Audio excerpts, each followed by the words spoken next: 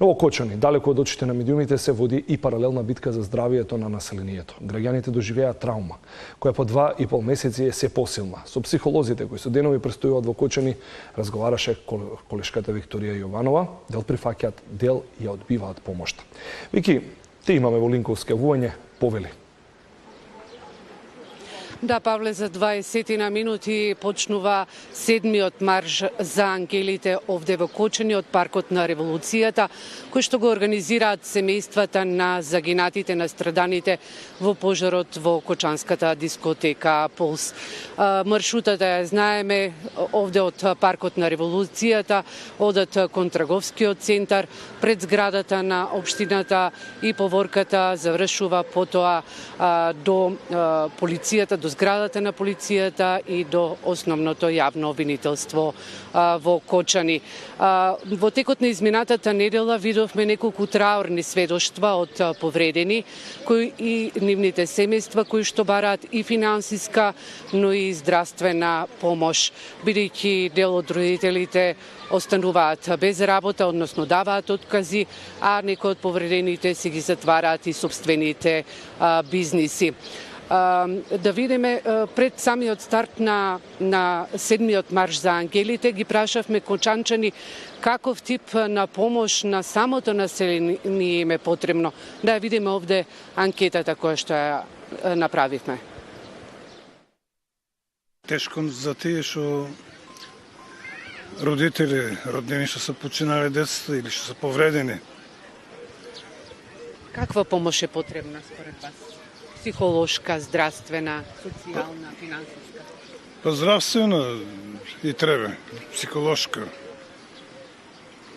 Финансова сигурно толку не и треба.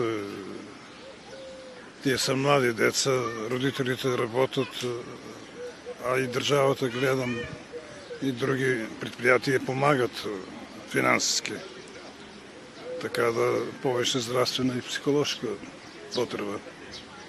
Дали на терен доволно им се дава таков тип на помош на повредените и на семејствата, на загинатите?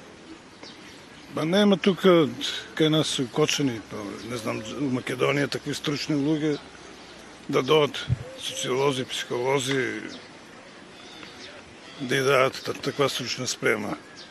Не верувам. Оставени се на родителите, на роднините, на пријатели, на другарите, на школските. Не знам ништо ви кажа. Се треба, се треба. Не знам, нешто да видим. Не се размислувам многу, не знам. Нема што да ви кажа. Вас како жител на Кочани, што ви треба? После толкова доживеана травма. Еден ред. Ред да се створи, другото ништо. Само редом.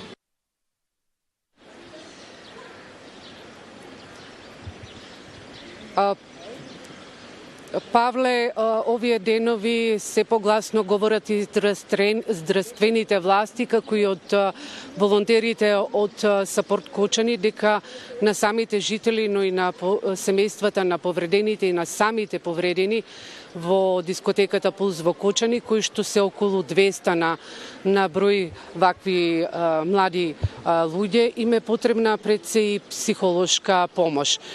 Токму од оваа сабота групацијата Алтернатива со помош на експерти, тоест психотерапевти, почнаа да ја дават психолошката подршка на жителите на Кочани. Групите кои што се формирани се затворени, меѓутоа се поделени на вкупно 3 групи: возрастни, млади и професионалци. Токму пред самиот линк разговаравме со Сања Јовановска, психотерапевт од групацијата Алтернатива, па еве да слушнеме што тие ќе им овозможат и каков тип на лекување на граѓаните на Кочани. Психолошкиот центар на Алтернатива, односно на групација Алтернатива, организира структурирани психотерапевтски работилници, водени од психотерапевти, а наменети за населението во Кочани, како за семејствата, така и за експертите кои што директно работат и работеле со семејствата тука во Кочани.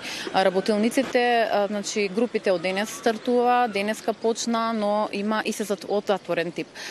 Но има можност за формирање на нови групи, со тоа што го повикувам населението од Кочани и заинтересираните да се пријават, затоа што бенефитот од групната работа е многу значаен во надминување на травматски настани, групната работа нели некаде предизвикува споделување на слични или исти потешкоти, поттикнува полесно заздравување и минување низ овој процес и поттикнува снаги и отпорност кај луѓето. Колку психотерапевти сте ангажирани и колку време ќе работите со населението во Кочани? Вака, нема рамка колку ќе работиме, значи секоја работилница ќе биде по секоја група ќе има можност од 6 групни работилници, но ќе бидат ангажирани онолку експерти колку што ќе има потреба и колку групи ќе има формирано. Моментално стартувавме со 2 групи, со 4 психотерапевти. Психологијата е наука и им помага на луѓето.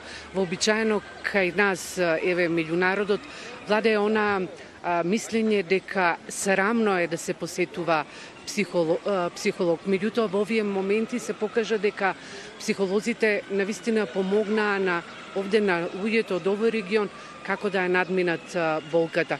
Еве како да ги мотивираме луѓето кои што се уште не побарале ваква стручна помош.